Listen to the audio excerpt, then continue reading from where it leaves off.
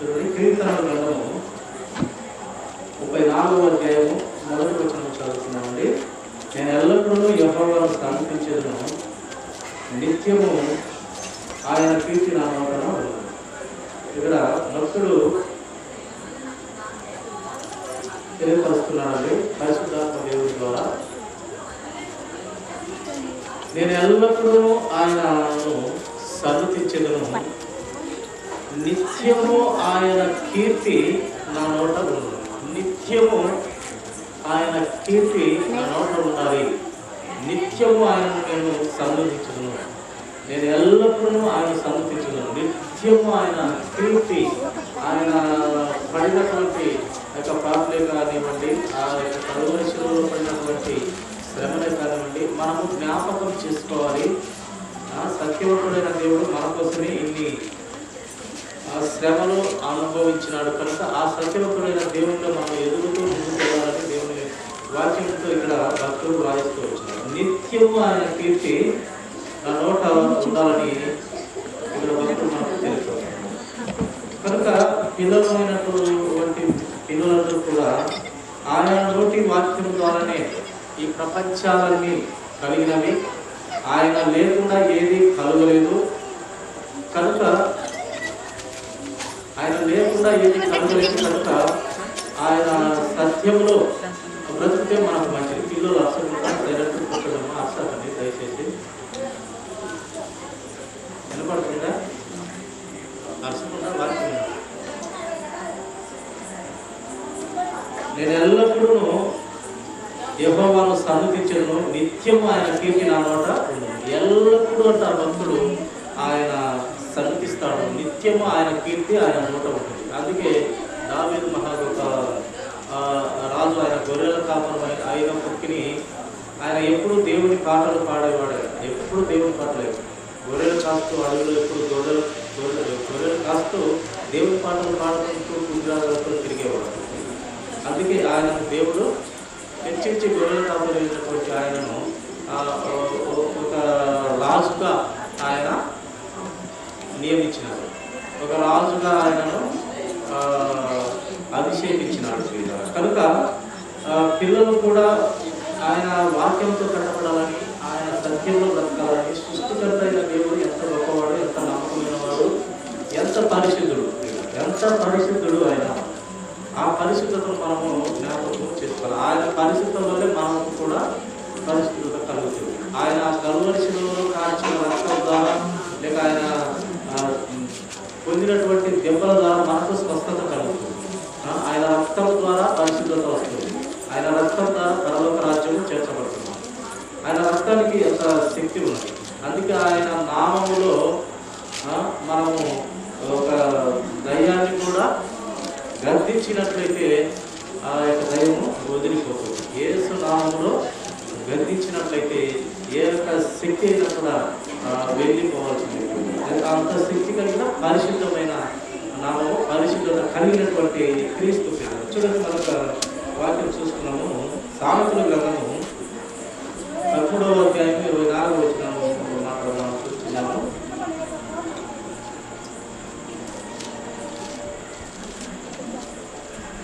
గతము వాడని వాడు తన కుమారునికి విరోధి, కుమారుని ప్రేమించేవాడు వారిని శిక్షించడు. చూడండి, ఇక్కడ ఒక దేవుడు పురాయించినటువంటి మాట సొలొమోను రాజు గారి చేత ఆయన జ్ఞానం పొందుకొని, ఆయన జ్ఞానము చూడాలని వేరే వేరే దేశపు రాజులు వచ్చి ఆయన జ్ఞానాన్ని చూసేవారు. అంత జ్ఞానం ఇచ్చినాడు. ఆ యొక్క బాలుడైనటువంటి సల్మాను బాలుడుగా ఉన్నప్పుడు ఇచ్చినాడు. ఎందుకంటే బాలుడుగా ఆయనను కూడా ఒక రాజును చేసినాడు. రాజును చేసిన తర్వాత ఆయన బాలుడుగా ఉన్నప్పుడు నేను ఈ ప్రజలను ఎలా క్రమంలో నేను పెట్టగలను, నాకు జ్ఞానం లేదని అడిగినప్పుడు అప్పుడు దేవుడు మెచ్చుకొని దేవుడు ఆయనకు అడిగిన దానికంటే ఎక్కువ జ్ఞానము, అన్ని రకాల సమృద్ధి ఆయనకు ఇచ్చినాడు. జ్ఞానంతో పాటు ఆస్తి అంతస్తు అన్నీ ఇచ్చేసినాడు. అడిగింది ఆయన ప్రజలను పరిపాలించకు, క్రమంగా పరిపాలించకు జ్ఞానం ఇవ్వమని. అందుకు దేవుడు నీవు రాజులను చంపుటకు లేక నీ శత్రువులను చంపుటకు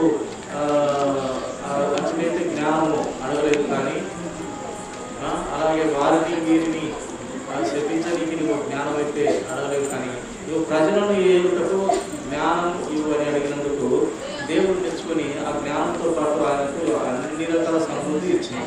కనుక ఆయన రాసినటువంటి సామెతల గ్రంథంలో నుండి చూడండి, బెత్తము వాడని వాడు తన కుమారునికి విరోధి. బెత్తమంట వాడుకుంటే ఏమవుతుందంట, ఇక సల్మాన్ రాజు గారు చెప్తున్నారు, బెత్తము వాడనటువంటి వాడు తన కుమారునికి విరోధి. సొంత కుమారునికి బెత్తం వాడుకుంటే విరోధం అవుతుంది. బెత్తము వాడి క్రమంలో పెడితే విరోధి కాక స్నేహితుడైతాడు. ఇంకా అన్ని రకాల మంచి మిత్రుడుగా, స్నేహితుడుగా, రక్త సంబంధంలో తండ్రిగా అన్నీ అవుతాడు. బెత్తము వాడితేనే పిల్లలు ఉంటారు. సైలెంట్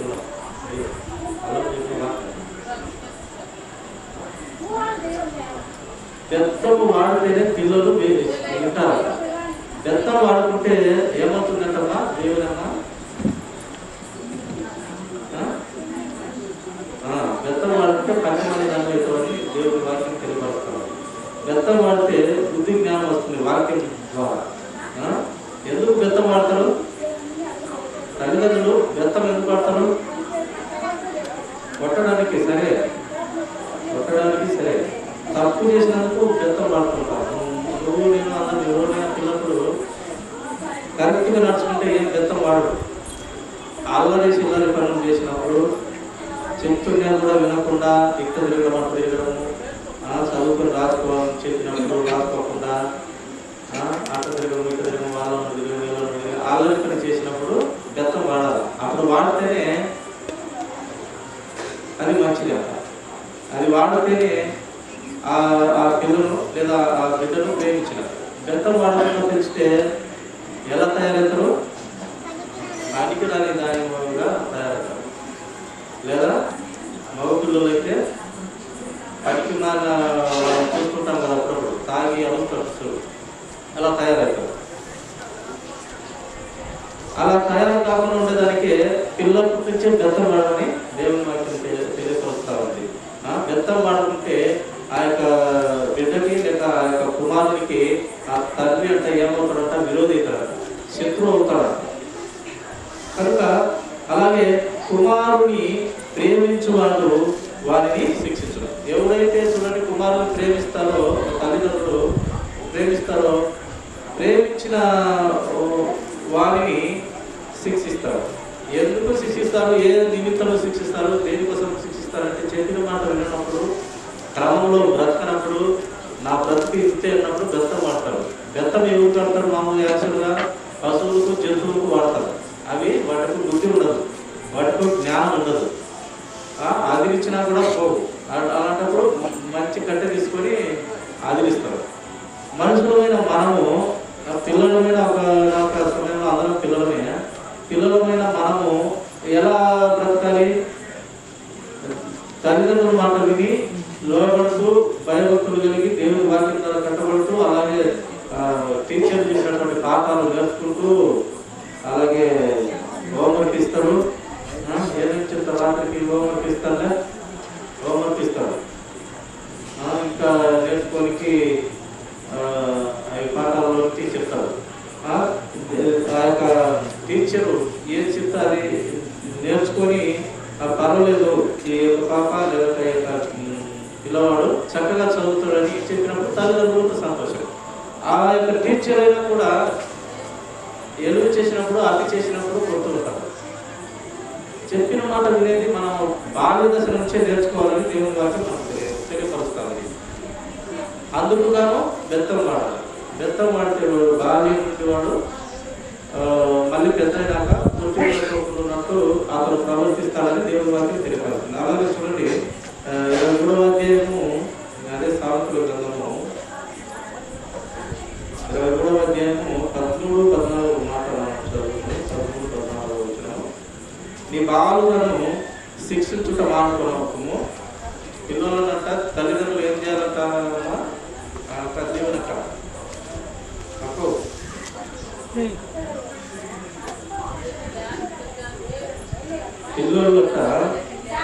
పిల్లలను శిక్షించకుండా మానుకోవద్దట. శిక్షించాలంటే కొట్టమని చెప్తా ఉంది బైబిల్. ఏం చెప్తా ఉంది బైబిల్? పిల్లలను అది వాడు చెప్పిన కరెక్ట్. కార్తీక్ బైబిల్ ఏం చెప్తుందంటే పిల్లల మీకు అదే పనిగా ఈరోజు దొరికింది మీకు ఈరోజు 10 పిల్లలు దొరికింది దేవుని వాక్యంతో సవరించడానికి. కొట్టమని చెప్తా ఉంది, చెప్తుంది. కొట్టకుంటే వాళ్ళు పనికి మనలో ఇక్కడ నీ బాలులను శిక్షించడం మానుకునము అని తల్లిదండ్రులు చెప్తారు దేవుని వాక్యం. వాళ్ళని శిక్షిస్తేనే నువ్వు వారిని ప్రేమించినట్టు. అలా శిక్షించకుండా అంగళమని అవి గురించి ఇవి గురించి బంగారాలను తిప్పితే ఏమవుతారంటే అదే పనికిమాలిన ఆలోచనలు పెద్ద అయినాక వస్తాయి. నీకు వచ్చిన ఆ పనికిమాలిన ఆలోచనలు నీ పిల్లలకు అవే వచ్చాయి. నీ అలసట్లే వచ్చాయి. నువ్వు నేను ఎవరైనా పిల్లప్పుడు ఏ ఆలోచనతో ఎప్పుడో సమయం సందర్భంలో కొనుక్కోవాలి. తల్లిదండ్రులు ఒక డబ్బులు ఉండకపోవచ్చు.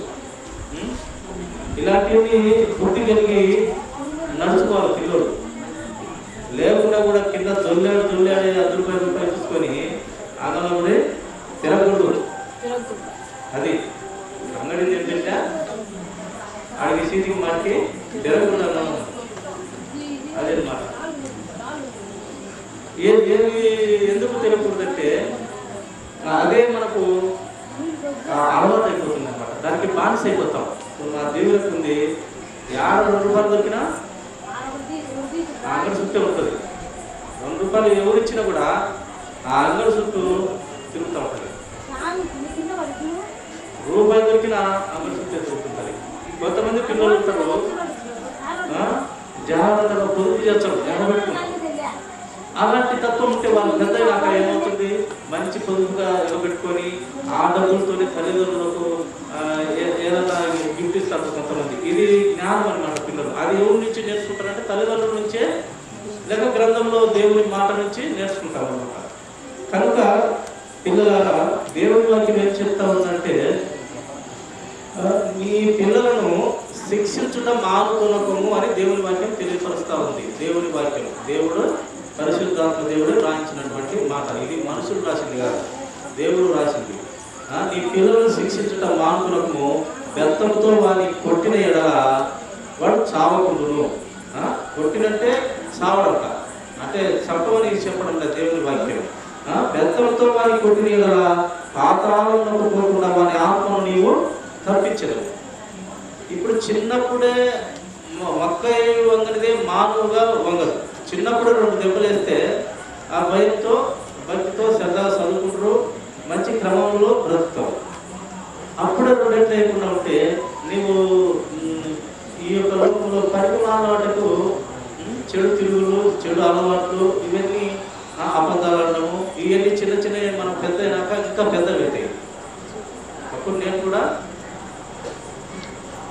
ఆ ఇంట్లో అవి తీసుకొని అనుకొని సినిమాలు చూస్తాను పిల్లప్పుడు. నేనేం తక్కువని కాదు. ఇంట్లో ఆ విగ్రహాలు పెడతారు కదా, పూజిస్తారు కదా, అది తీసుకుని అమ్మేసి సినిమాలు పోతుండే. నాకు ఎప్పుడు దేవుని వాటితో బుద్ధి జ్ఞానం వచ్చిందంటే 40 ఏళ్ళు అయ్యేదాకా బుద్ధి జ్ఞానం నాకు రాదు. 40 ఏళ్ళలో కానీ దేవుని వాక్యంలో బ్రతకానికి దేవుడు కృప చూపించిన 45 సంవత్సరాలకు దేవుడు కృప చూపించి ఎన్నో మాటలు చదువుకోవాల్సిన నన్ను కూడా దేవుడు కాపాడి, ఆయన నువ్వు మారే బిడ్డవురా, నీవు ఏదో ఒక సమయంలో దేవుని వైపు తిరిగే బిడ్డవురా నీవని నా 2-3 మాటలు చనిపోవాల్సిన నన్ను కూడా బ్రతికించిన. అది నాకు తెలిసిందంటే విశ్వాసంలోకి వచ్చినాక, దేవుడికి వచ్చినాక నాకు తెలిసింది. అల్లరి చేస్తారు పిల్లలు, కానీ ఆ అల్లరి స్ఫూర్తిపించకుండా, తల్లిదండ్రులకు ఎక్కువ కోపం తెప్పించకుండా మీరు బ్రతకాలనేది దేవుని వాక్యం తెలియపరుస్తుంది. చూడండి, మరొక కొన్ని మాటలు చూసుకున్నాము.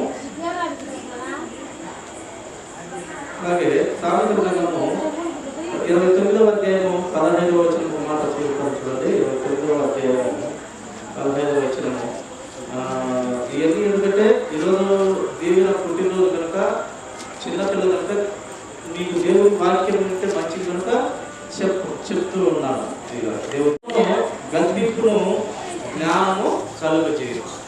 ఎందుకంట బెత్తం పాడేది చిన్నవాడు అదే చరణం, ఎందుకంటే బెత్తం పాడేది దేవుని వాక్యం ఏం చెప్తుంది? బెత్తమును గద్దింపును జ్ఞానం కలుగజేస్తాయి. బెత్తం వాడితే మనిషికి జ్ఞానం వస్తుంది. అలాగే గద్దిస్తారు, తప్పు చేసినప్పుడు అల్లరి చేసినప్పుడు గద్దిస్తారు. ఎందుకు గద్దిస్తారంటే ఇంకా మళ్ళీ తప్పు చేయకుండా క్రమంలో బ్రతకనీకే. తల్లిదండ్రులు ఏమి కావాలని కొడుతూ ఉండరు. మీ బ్రతుకు బాగులేదు దానికోసం రేపు మీ బ్రతుకు అద్భుతంగా ఉండాలంటే ఈ పిల్లల నుంచి మీరు మంచి క్రమశిక్షణ ఉండాలి. చదువు రాకపోయినా బాధలేదు, నిజంగా చదువు రాకపోయినా బాధలేదు, కానీ క్రమశిక్షణ చాలా ముఖ్యం. నాకు చదువే రాదు, నాకు ఎప్పుడు సున్నా వచ్చేది. ఈ తాను చెప్పేవాడు నన్ను ఎగతాలు చేసేది. ఎవరు మీకు అబ్బాయి యాకో మామ నన్ను ఎగతాలు చేసేవాడు. ఎప్పుడు సున్నా వస్తుందని ఎగతాలు చేసేవాడు మీ అబ్బా. కానీ నేను బాధపడలేదు, కానీ నాకు వచ్చేది ఆ సున్ననే. చదువు రాదు. చదువు రాకుండా క్రమశిక్షణగా ఉండేవాడు. టీచర్లతో ఎక్కువ చదువు రాక కొట్టించుకోవాల్సిందే, కానీ అతి పని చేసినట్టు కొట్టించుకోలేదు. కనుక ఈ చదువు రాకుండా బాధలేదు మనకు. ఏదో ఒక పని దేవుడు ఇస్తాడు.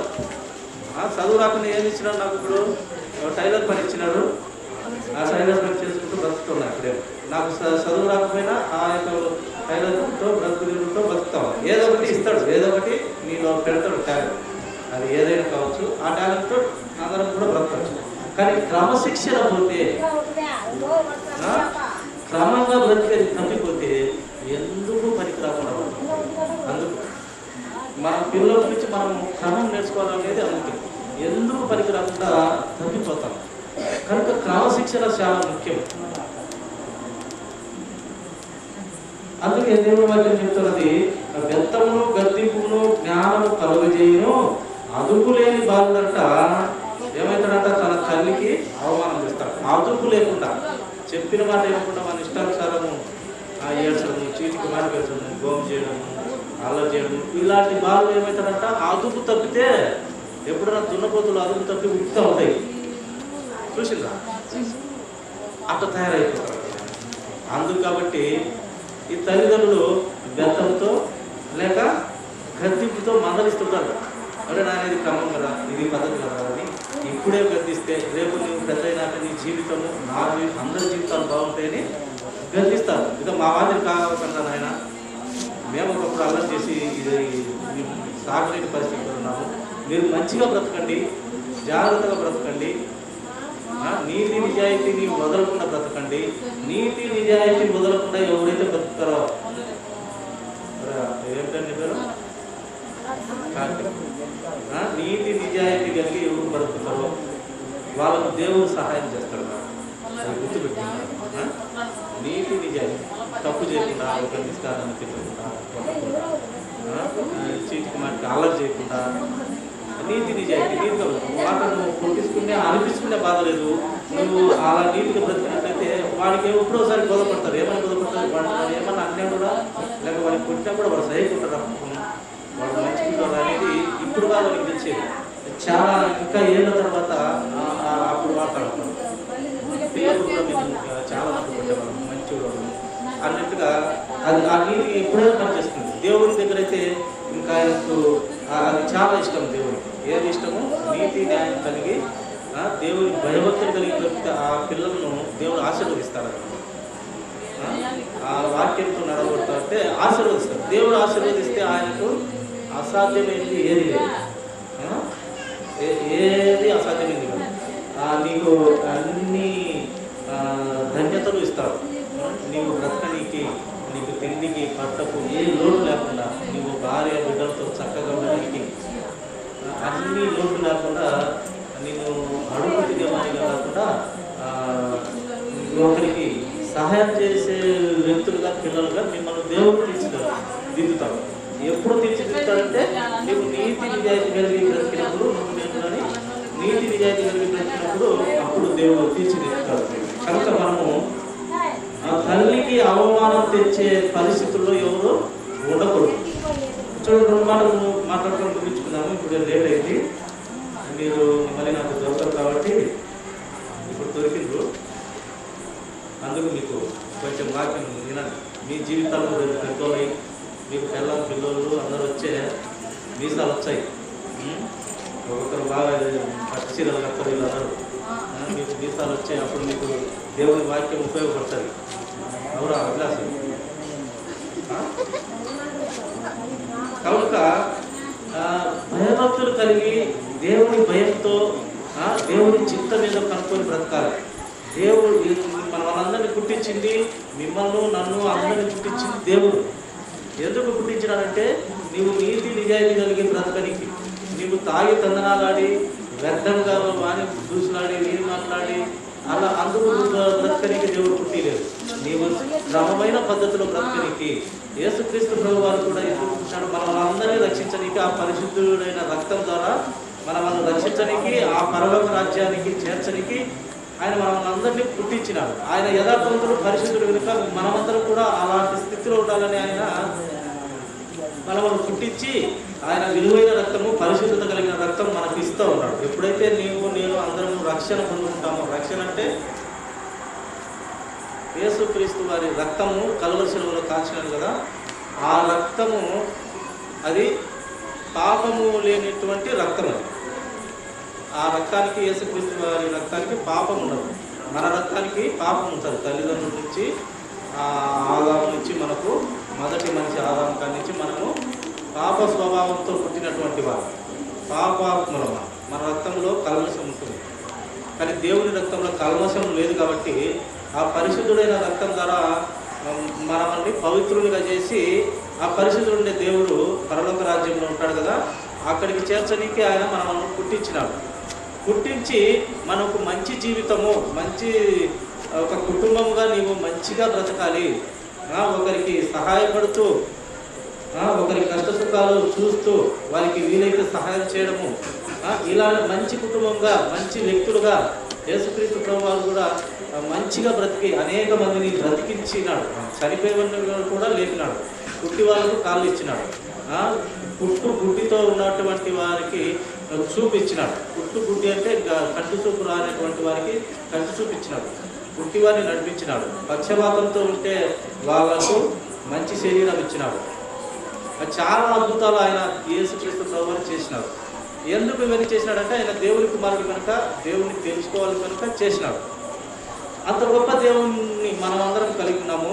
ఆయన మనకు మాదిరి జీవితాన్ని పెట్టినాడు కనుక మనము ఆయనలాగా మనం బ్రతకాలనేది దేవుని ఆలోచన, దేవుని చిత్తం. అందుకు దేవుని భయం కలిగి బ్రతకాలి. ముఖ్యంగా తల్లిదండ్రుల కన్నా తల్లిదండ్రుల మాటలు వినాలి, దాంతోపాటు దేవుని భయం కలిగి ఉండాలి. దేవుని భయం కలిగి ఉంటే ఈ లోకంలో నీవు మనుషుల దయతోనూ దేవుని దయతోనూ బ్రతికితే మన జీవితాలు ధన్యమైతే మనము అందరూ కూడా బాగుంటారు. అందుకే యేసుక్రీస్తు ప్రభు వారు దేవుని దయతోనూ మనుషుల దయతోనూ ఆయన ఎదుగుతూ వచ్చినాడంట. చిన్నప్పుడు యేసుక్రీస్తు ప్రభు వారు దేవుని దయతో, ఆయన దేవుడే, తండ్రి అయిన దేవుని దయతో మళ్ళీ ఆయన ఎదుగుతూ వచ్చినాడు. ఈ లోకస్తుడైనటువంటి మనుషులతోనూ ఆయన దయతోనూ, మనుషుల దయతోనూ కూడా ఎదుగుతూ వచ్చినాడు. అలాగే బాలుడైన సమయంలో కూడా ఆయన కూడా అలాగే మనుషుల దయతో, దేవుని దయతో ఆయన అలాగే ఎదుగుతూ వచ్చినాడు. అలా ఎదుగుతూ వస్తే మన జీవితాలు రేపు పెద్ద అయినాక జీవితాలు బాగుంటాయి. ఇప్పుడు ఎప్పుడు మనము క్రమంగా బ్రతికే అలవాటు ఉంటే తప్పులు, అబద్ధాలు, చిన్న చిన్న పొరపాట్లు, అతి పనులు, లెక్క లేదని దొల్లాళ్ళు, ఎంతమంది దొల్లేస్తాం మీరు లెక్క ఇస్తుంటే అలా పాప దొల్లే జీవనం లెక్క ఇస్తుంటే గిజ రోడ్డు మీదనే దొల్లేస్తాం. అలాంటివన్నీ చేయకూడదు. ఉన్నప్పుడు తీసుకోవాలా, లేనప్పుడు బ్యాగ్ తీసుకొని పోతా ఉండాలి బడికి. ఇవన్నీ మనకు యేసుక్రీస్తు ప్రభు వారిలో మనకు ఇలాంటి మంచి మాదిరికరమైన జీవితాన్ని ఆయన చూపించుకున్నాడు. అట్ట బ్రతకాలనే మనం పుట్టించినాడు. నువ్వు దేవునమ్మ, దేవుడు 7 నెలల్లోని ఎందుకు పుట్టించినాడు? 7 నెలలకే పుట్టినావు. నువ్వు మంచి దానిగా,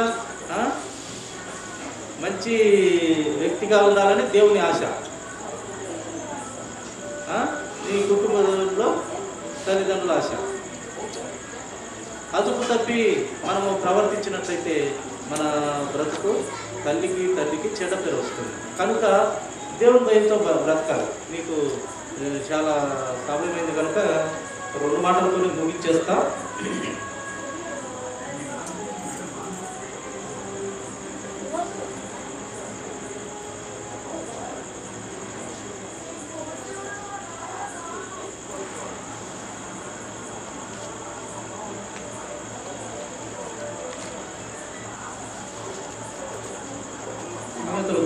22వ అధ్యాయం 6వ వచనము చూస్తాము.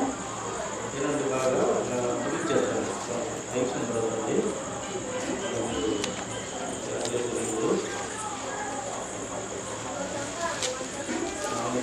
22వ అధ్యాయం 6వ వచనము మాట్లాడుతున్నాం. బాలుడు నడవవలసిన త్రోవను వానికి నేర్పాలి. ఎవరు నేర్పేది? బాలుడు నడవలసిన త్రోవను ఎవరు నేర్పుతారు నాయన? మీ మీ కుటుంబాలలో మీ తల్లిదండ్రులు నేర్పేది? టీచర్లా ఎవరు నేర్పుతారు చెప్పు? తల్లిదండ్రులు. కరెక్ట్. అజయ్ సాత్విక్ చెప్పాడు. తల్లిదండ్రులు అంట మంచి నడవడికలో నేర్పుతారు. కరెక్టే. తల్లిదండ్రులకు ఆశ, పిల్లలు బాగుండాలి, మా జీవితాలు ఎక్కడన్నా కొని పిల్లలు రేపు కాలంలో బాగుండాలి, బాగా ఎదగాలి, బాగా చదువుకోవాలి, మంచి పొజిషన్లో మా పిల్లలను చూడాలి, కోటు సూట్ వేసుకొని తిరగాలి, బాగా మంచిగా ఎదగాలి అని తల్లిదండ్రులు ఉంటారు. కాబట్టి వాళ్ళు ఏం చేస్తారు?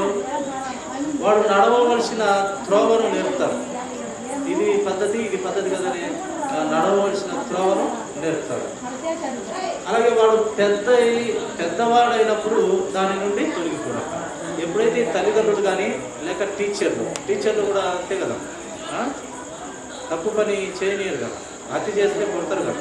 ఎందుకు వాళ్ళు మీ మీద ఏమన్నా కక్ష బాగా ఏం లేదు, చదువుకోవాలని. అది వెరీ గుడ్ ఆన్సర్.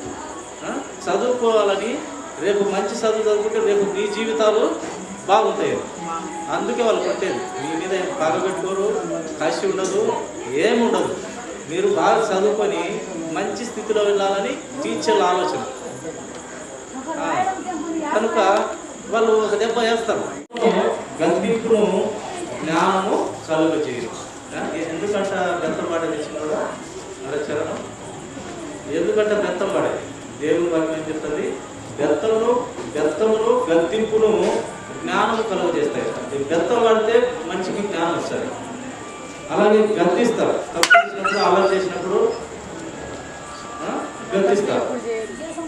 ఎందుకు గద్దిస్తారంటే ఇంకా మళ్ళీ తప్పు చేయకుండా క్రమంలో బ్రతకనీకే. తల్లిదండ్రులు ఏమి కావాలని కొడుతూ ఉండరు. మీ బ్రతుకు బాగుండే దానికోసం రేపు మీ బ్రతుకు అద్భుతంగా ఉండాలంటే ఈ పిల్లల నుంచి మీరు మంచి క్రమశిక్షణ ఉండాలి. చదువు రాకపోయినా బాధలేదు, నిజంగా చదువు రాకపోయినా బాధలేదు, కానీ క్రమశిక్షణ చాలా ముఖ్యం. నాకు చదువే రాదు, నాకు ఎప్పుడు సున్నా వచ్చేది. ఈ తాను చెప్పేవాడు, నన్ను ఎగతాలు చేసేది. ఎవరు మీకు అబ్బాయి యాకో మామ నన్ను ఎగతాలు చేసేవాడు. ఎప్పుడు సున్నా వస్తుందని ఎగతాలు చేసేవాడు మీ అబ్బా. కానీ నేను బాధపడలేదు, కానీ నాకు వచ్చేది ఆ సున్ననే. చదువు రాదు. చదువు రాకుండా క్రమశిక్షణగా ఉండేవాడు. టీచర్లతో ఎక్కువ చదువు రాక కొట్టించుకోవాల్సిందే, కానీ అతి పని చేసినట్టు కొట్టించుకోలేదు. కనుక ఈ చదువు రాకుండా బాధలేదు మనకు. ఏదో ఒక పని దేవుడు ఇస్తాడు. చదువు రాకుండా ఏమి ఇచ్చినాడు? నాకు ఇప్పుడు టైలర్ పని ఇచ్చినాడు. ఆ టైలర్ పని చేసుకుంటూ బ్రతుకుతున్నా. ఇప్పుడే నాకు చదువు రాకపోయినా ఆ యొక్క టైలర్తో బ్రతుకుతో బతుకుతాం. ఏదో ఒకటి ఇస్తాడు, ఏదో ఒకటి నీలో పెడతాడు టాలెంట్. అది ఏదైనా కావచ్చు. ఆ టాలెంట్తో అందరం కూడా బ్రతకచ్చు. కానీ క్రమశిక్షణ పోతే, క్రమంగా బ్రతికేది తప్పిపోతే ఎందుకు పనికి రాకుండా పడుతుంది. అందుకు మన పిల్లల నుంచి మనం క్రమం నేర్చుకోవాలనేది అందుకే ఎందుకు పనికి రాకుండా తప్పిపోతాం. కనుక క్రమశిక్షణ చాలా ముఖ్యం. అందుకే దేవుడి వాక్యం చెప్తున్నది, బెత్తమును గద్దింపును జ్ఞానము కలుగజేయును.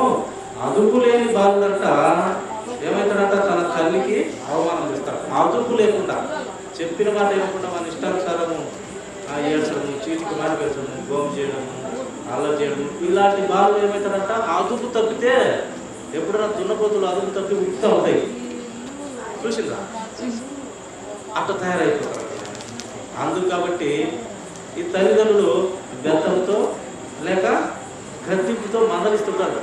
అరే నాయన ఇది క్రమం కదా, ఇది పద్ధతి కదా అని ఇప్పుడే గద్దిస్తే రేపు నువ్వు పెద్ద అయినాక నీ జీవితము, నా అందరి జీవితాలు బాగుంటాయని గద్దిస్తారు. ఇదో మా మాదిరి కాకుండా నాయన, మేము ఒకప్పుడు అల్లరి చేసి ఇది సాగలేని పరిస్థితులు ఉన్నాము, మీరు మంచిగా బ్రతకండి, జాగ్రత్తగా బ్రతకండి, నీతి నిజాయితీని వదలకుండా బ్రతకండి.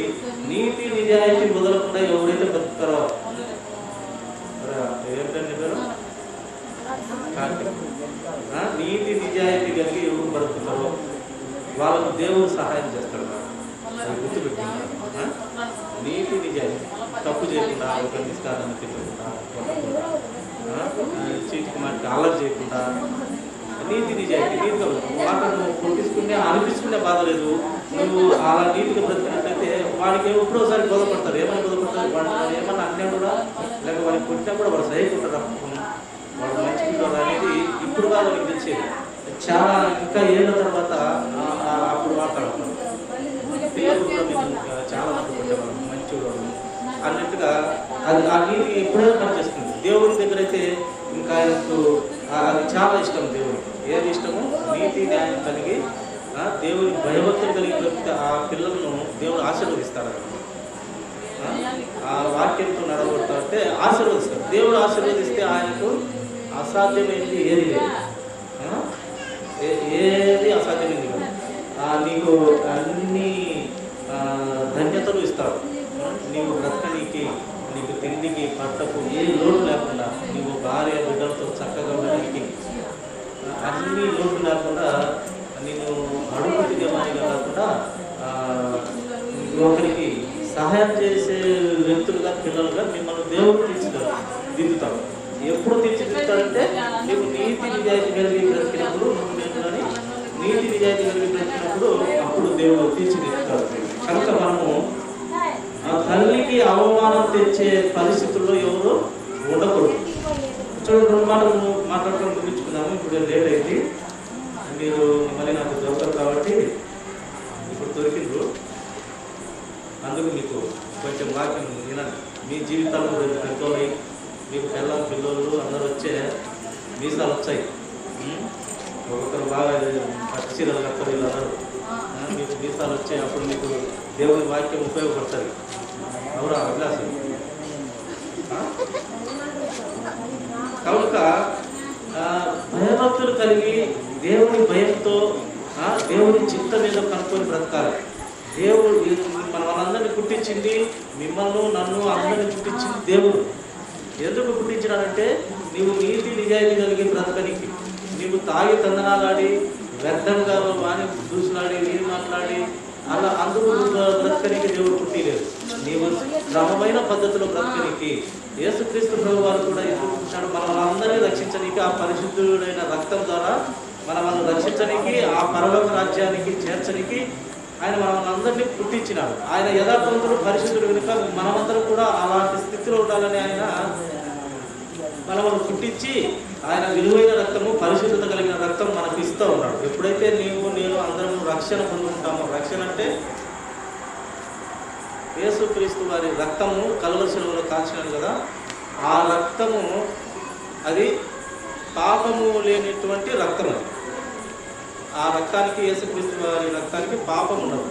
మన రక్తానికి పాపం ఉంటుంది. తల్లిదండ్రుల నుంచి, ఆదాము నుంచి, మనకు మొదటి మనిషి ఆదాము కాడి నుంచి మనము పాప స్వభావంతో పుట్టినటువంటి వారు, పాపాత్మలు.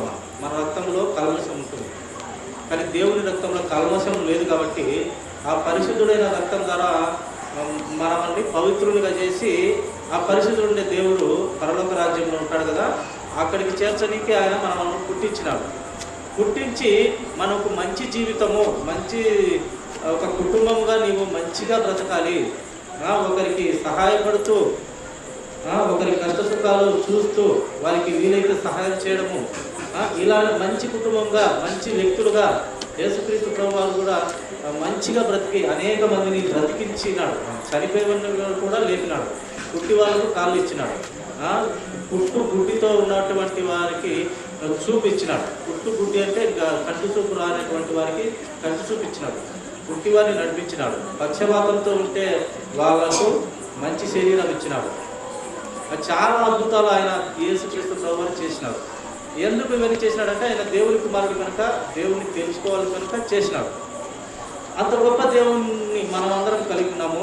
ఆయన మనకు మానవ జీవితాన్ని పెట్టినాడు కనుక మనము ఆయనలాగా మనం బ్రతకాలనేది దేవుని ఆలోచన, దేవుని చిత్తం. అందుకు దేవుని భయం కలిగి బ్రతకాలి ముఖ్యంగా.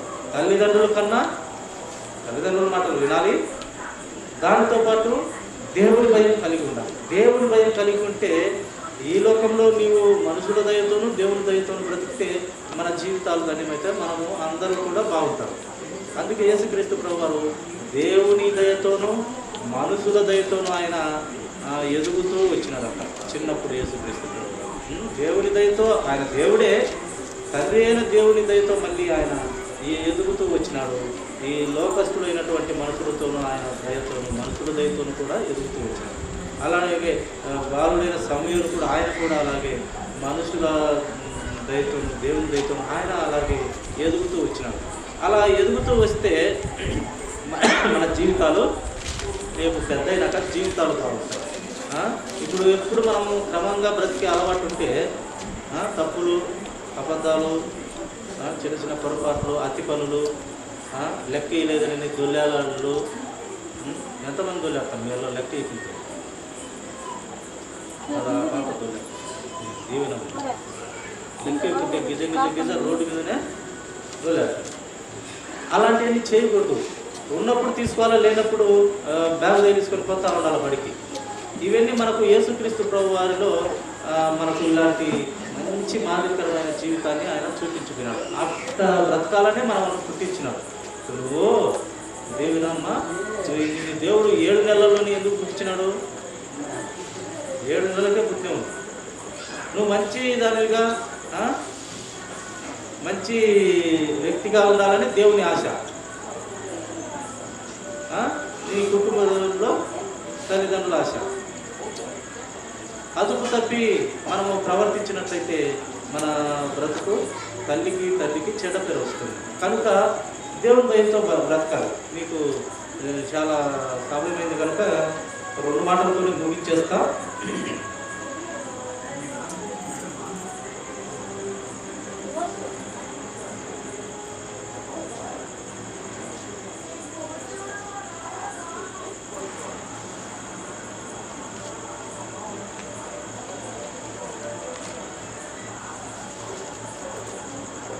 సామెతల గ్రంథము 22వ అధ్యాయం 6వ వచనము చూస్తాము.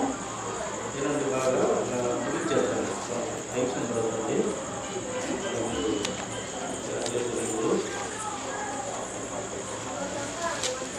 సామెతల గ్రంథము 22వ అధ్యాయం 6వ వచనము మాట్లాడుతున్నాం. బాలుడు నడవవలసిన త్రోవను వానికి నేర్పాలి. ఎవరు నేర్పేది? బాలుడు నడవలసిన త్రోవను ఎవరు నేర్పుతారు? నాయన మీ కుటుంబాలలో మీ తల్లిదండ్రుల నేర్పేది టీచర్ల ఎవరు నేర్పుతారు చెప్పు? తల్లిదండ్రులు. కరెక్ట్. అజయ్ సాత్విక్ చెప్పాడు. తల్లిదండ్రులంట మంచి నడవడికలో నేర్పుతారంట. కరెక్టే. తల్లిదండ్రులకు ఆశ, పిల్లలు బాగుండాలి, మా జీవితాలు ఎక్కడన్నా కొని పిల్లలు రేపు కాలంలో బాగుండాలి, బాగా ఎదగాలి, బాగా చదువుకోవాలి, మంచి పొజిషన్లో మా పిల్లలను చూడాలి, కోటు సూట్ వేసుకొని తిరగాలి, బాగా మంచిగా ఎదగాలి అని తల్లిదండ్రులు. కాబట్టి వాళ్ళు ఏం చేస్తారు? వాడు నడవవలసిన త్రోవను నేర్పుతారు. ఇది పద్ధతి కదని నడవవలసిన త్రోవను నేర్పుతారు. అలాగే వాడు పెద్దవాడైనప్పుడు దాని నుండి తొలగిపోవడం. ఎప్పుడైతే తల్లిదండ్రులు కానీ లేక టీచర్లు కూడా అంతే కదా, తప్పు పని చేయనియరు కదా, అతి చేస్తే కొడతారు కదా. ఎందుకు వాళ్ళు మీ మీద ఏమన్నా కక్ష బాగా ఏం లేదు. చదువుకోవాలని, అది వెరీ గుడ్ ఆన్సర్. చదువుకోవాలని, రేపు మంచి చదువు చదువుకుంటే రేపు మీ జీవితాలు బాగుంటాయి. అందుకే వాళ్ళు కొట్టేది. మీ మీద ఏం పగబెట్టుకోరు, కసి ఉండదు, ఏముండదు.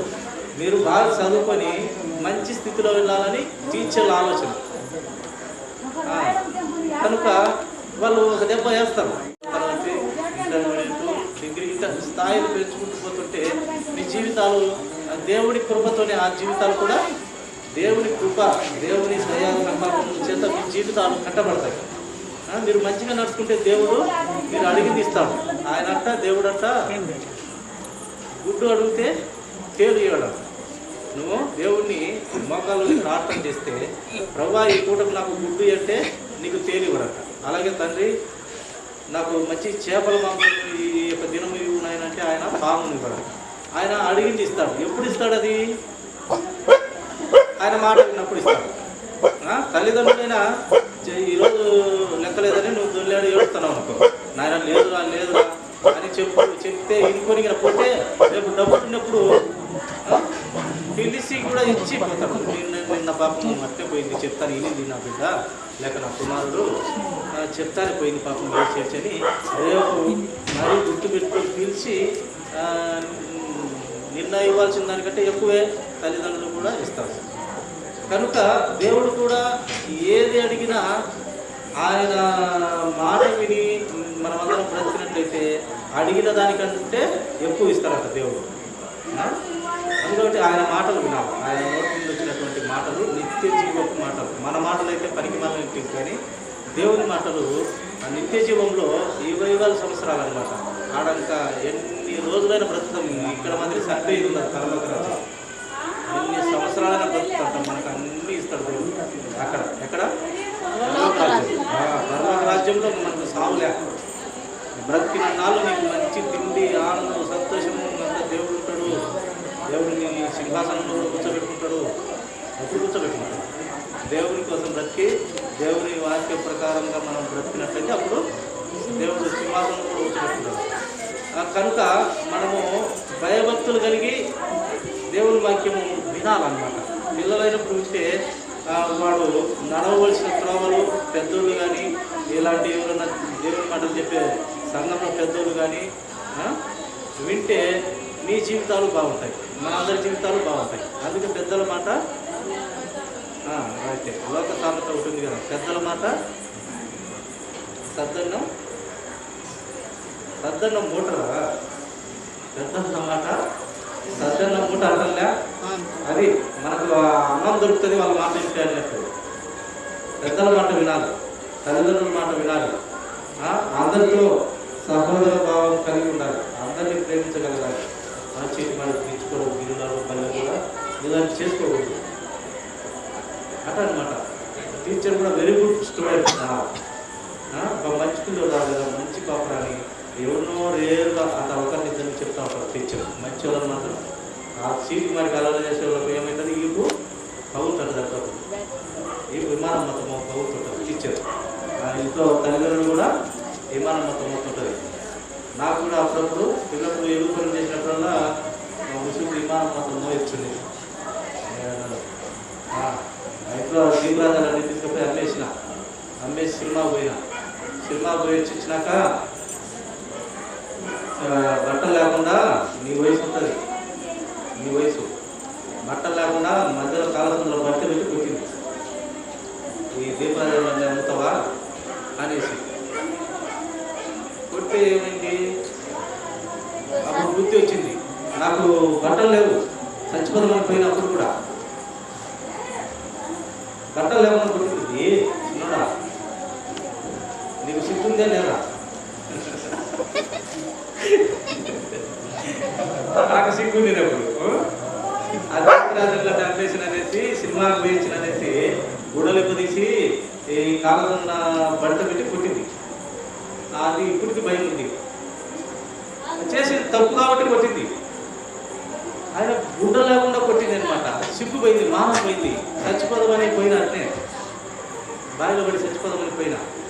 ఆ మొలతాడు పిలుచులు కూడా ఆడుతున్నాయి, ఇప్పుడు కూడా గుర్తు పోయినా. కానీ భయం చనిపోనికి భయం వేసి ఒకసారి కూర్చోంటే మళ్ళీ వచ్చినది, వచ్చి ఇంటికి పిలుచుకొని పోయినా. అలా తప్పు చేసినప్పుడు కొడతారు.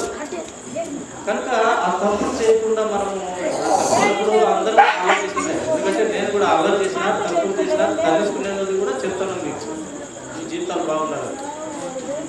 అది కూడా తప్పులు చేసినప్పుడు అల్లరి చేసినప్పుడు కొడతారు. కాబట్టి మనము ఆ అల్లరి చేయకుండా తల్లిదండ్రులు ఏం నేర్పుతారంట, బాలుడు నడవవలసిన త్రోవలు వారికి నేర్పుము, వాడు పెద్దవాళ్ళైనప్పుడు దాని నుండి తొలగిపోడు. ఇప్పుడే గిన నేర్చుకుంటే మొక్కై వంగన్నది మానవ వంగన అన్నట్టు, ఇప్పుడే గిన మనము తల్లిదండ్రి కొట్టిన దెబ్బలు గుర్తు పెట్టుకొని మనం వింటే మనం ఇంకా పెద్ద అయినాక వాటి నుండి తొట్టిలో పోకుండా మన జీవితాలను కాపాడుకుంటాం. రేపు మీ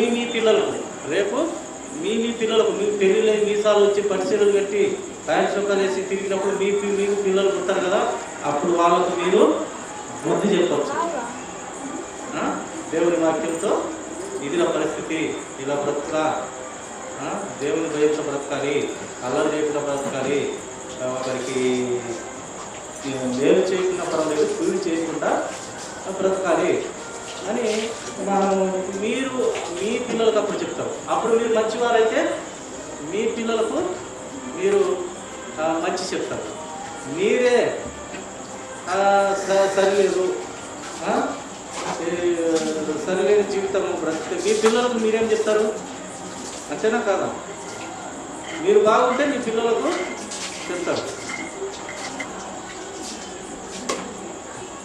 అంతేనా కాదా? ఇప్పుడు నువ్వు బాగుంటే నీ పిల్లలకు చెప్పి 4 కొట్టు కూడా భయపెడతాడు. నువ్వే దరిద్రుడివి, నువ్వే తాగేసి వచ్చుంటావు, నీ బ్రతికే సరిలేదు, వాడింటాడా? ఏమిటో. కనుక ముందు తల్లిదండ్రులుగా కరెక్ట్గా మనం ఉండాలి.